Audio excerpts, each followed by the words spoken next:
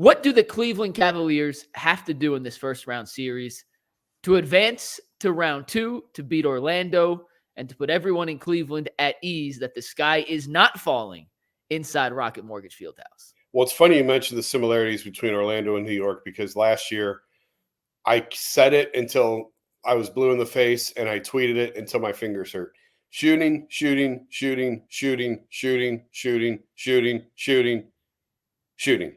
Cavs didn't have it last year. They just didn't have the shooting.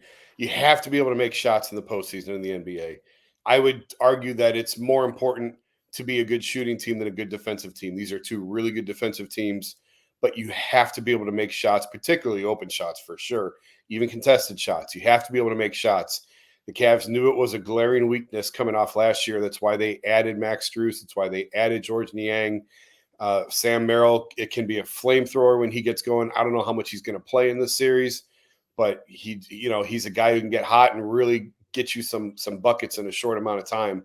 Isaac Okoro's drastically improved as a three-point shooter. Now we'll see how much he can stay on the floor. He's got to hit shots to play, and we'll talk about that probably coming up here in a little bit too.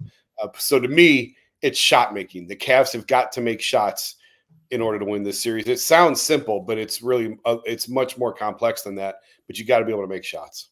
It's a make or miss league. You could say that for every series in the NBA playoffs, and that stands true for the Cavs and the Magic, which is kind of where I want to start, Jason, on my keys for a Cavaliers series victory over Orlando. Before I get to that, I do want to emphasize something.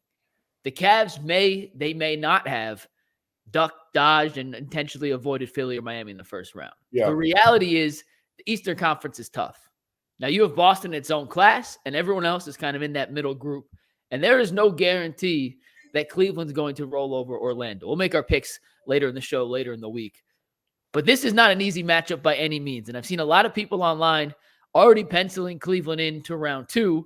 And while right now I am leaning towards picking Cleveland in the series, I do want to emphasize Orlando is no pushover. This is a team that presents a lot of challenges, not just for Cleveland, but for any team they would match up against in the first round of the playoffs.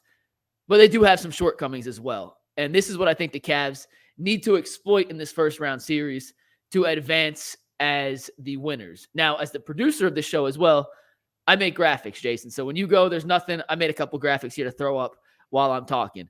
3 keys to the victory for the Cavaliers: pace, rebounding, and most importantly, and I'll start reverse to the top, you got to let Paolo get his, but no one else can go off. Paolo may score 50. That's fine. The rest of the guys on this team, you have to keep in check. Paolo Banchero is a future superstar in the NBA. Not just a star, not an all-star. He is a guy that's going to have multiple all-NBA team selections on his resume. He's the youngest player in NBA history to lead his team in points, rebounds, and assists in a season. Younger than LeBron when he did it for the first time for the Cleveland Cavaliers. He's a stud. And there are actually a couple shades of the way he plays that remind me of a young LeBron James, Jason, as we go through. His numbers this season were incredible. 22.6 points per game, 4 assists. I mean, this guy was an absolute monster. And what he does, and I'm going to show you guys a video file here in a sec as I ingest it into my computer. My computer froze right before we came on, so it kicked it out. Here it is. We're going to show you this here, guys. Is pretty incredible. When he drives right, Paolo is looking to score and get to the cup. When he dribbles with his left hand or goes left, he's going to try a step-back jumper. This isn't rocket science. I did not invent a new scouting report on Paolo Banchero. This is exactly what every NBA team knows. But at least knowing that with 3, 4, 5 days to prepare and then 2, 3 games between, the Cavs can kind of chime in and hone in on exactly what you have to do from a defensive standpoint to keep Paolo Banchero in front of you. Isaac Okoro had tremendous success defending Paolo Banchero this season. But at the end of the day, he's a 6'10 freak of nature who will pull up over you. And if you're not strong enough to body him, he's going to take you to the paint like you just saw there. Yeah. This thing's on loop for 3 minutes, Jason. So I'm just going to talk as this plays. Paolo is an elite scorer in the NBA. He could score more than 23 points per game if Orlando needed him to on a consistent basis. What the Magic don't do well is shoot threes around him. And while Paolo's a fine passer, He's not a LeBron James dissector of defenses like a Luka Doncic is, like a LeBron was, like some of the top-tier offensive creators are in the NBA. And on the flip side, the shooters they are surrounded with in Orlando, frankly, aren't great. As a team, Jason, this season, the Magic shot 35.2% from deep. That was 24th in the NBA. On catch-and-shoot threes, they shot just 36.9%. That was 21st in the NBA on the 20th most attempts. So they are bottom third in the NBA on catch-and-shoot threes, on catch-and-shoot three percentage, and overall three-point percentage. Take a look at these guys, Jason. Do any of these guys scare you from three? Jalen Suggs, Wendell Carter, Caleb Houston, Gary Harris, Paolo Banchero. That's Orlando's top shooters three with at least 3 3-point attempts per game. So Joe Ingles is on that list. He doesn't shoot 3 per game. He's at 43%. But these are the guys that you cannot let beat you if you are the Cleveland Cavaliers. Paolo's going to get his. Well, I mean, watch the tape. The dude's a scoring machine, but he takes a lot of long twos. He takes a lot of contested shots, and if he's going to make those, tip your hat, and a lot can happen. But I don't think the Cavs can allow Paolo to draw the defense in, kick out to open shooters, because I don't trust those guys enough to make shots in a postseason series on a consistent enough basis to beat the Cavaliers defense. Yeah, I mean, that's the conversation about Isaac, right? Like, it's about Okoro. Can he make pressure shots in the playoffs? It's a lot different in April than February. Well, you can say that about all those guys because this is Orlando's first go-around. I do like Suggs. He's really improved this year as a three-point shooter, really throughout his career. He's taken incremental steps, took a big leap this year. But to your point, I don't know that there's anyone on that list that would strike fear into you, in terms of you have to cover him at all times. Yeah. You know what I mean? Like, there's no one out there on that team that strikes fear into your heart as a shooter. I agree. All right, my next point, boxing out. Jason, we saw last season in the playoffs against the Knicks. Mitchell Robinson, Julius Randle, Isaiah Hartenstein, they had their way with Jared Allen and Evan Mobley. It was not pretty.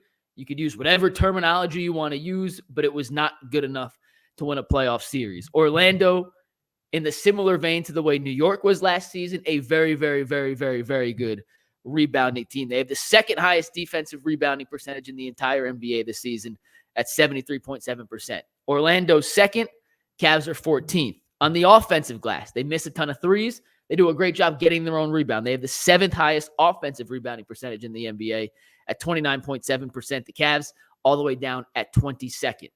Rebounding does not just fall on the bigs. It is not just on Jared Allen and Evan Mobley to control the glass and keep Jonathan Isaac and Wendell Carter and Paolo Banchero and Franz Wagner and his brother Mo off the glass. It's going to come down to Darius. It's going to come down to Donovan. The threes, hopefully you get Dean Wade back in. He's a really underrated rebounder. Yeah. But we saw last year in the postseason, if you cannot rebound, you are going to get killed by second chance points. You're not going to be able to set up any consistent offense.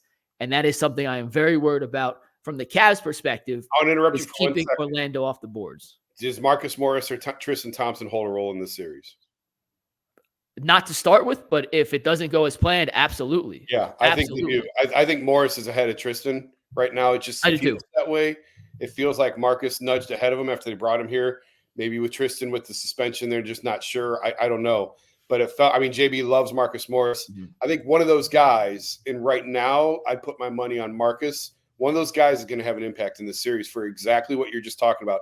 Cavs had no bigs off the bench last year in that Knicks series because Dean was hurt. And now look, here we are again, and Dean's hurt. I don't know what's going on with his knee. He's been rehabbing it. I don't have a very clear update. I'm still kind of poking around on that. Yeah, Dean's really important to what they do defensively, shooting. If he can't go, you really need Morris, Thompson, one of these guys. Mm-hmm. You're going to be in the exact same position you were in last year when you had no real big bigs off the bench. And my last key to victory was push the pace. And Jason, here's why, in my opinion, this might be the single most important thing the Cavs have to do offensively. JB says they don't want to play fast, but they want to play hurried. They don't want to play hurried. They want to play fast. Excuse me. They want to get the ball across half court, see what you can do. It's all tied together because it starts with defensive rebounding. But in the half court sets, Orlando's defense is tremendous. They had the third best defensive rating in the entire NBA this season, 110.8. Jalen Suggs, if you're unfamiliar with who he is, you will be very familiar with who he is by the end of the series. He might be the single best point of attack on-ball defender in the entire league from the guard position. That guy is an absolute dog, and can take out any guard in the entire NBA. He made Dame Lillard look like he was playing quicksand in their final regular season game, held him to 2 for 14 from the floor. Well, the Magic did, but Jalen Suggs was a big part of that. They also have Jonathan Isaac, who's coming off injury, who when he plays might be the single best defensive weapon in the entire NBA. 6'10", 7'4" wingspan, athletic, bouncy, really, really intelligent defensively. That's a guy that nobody knows about that Cavs fans are going to find out about because he's always hurt. He's constantly hurt. When he plays, he's been really, really effective this season. And had he played enough, he'd be a first-team All-NBA defensive guy without question. Yep. And I'm very curious to see where he falls in our draft, Jason. We'll do this in a little bit. But I do not like the Cavs' chances of scoring on a consistent basis against this half-court defense from the Orlando Magic. Orlando likes to play slow. They have the 27th slowest pace in the entire NBA. That makes sense. They don't have a true traditional point guard. They want Paolo to kind of see what's happening, get his long twos, create offense like that. So how do you counteract a great half-court defense? Well, you get out in transition, make them cross-match off the get-go, and then hopefully when you run your sets and they start switching, well, you have an advantageous switch then at that point to take advantage of. So my 3 keys, Jason: push the pace, you better rebound, and if Paolo beats you, so be it. But you can't let the other 4 guys on the court be the ones that break the Cavs back when it comes down to crunch time. Brilliant. I said make shots, and then you just went on a 12-minute dissertation.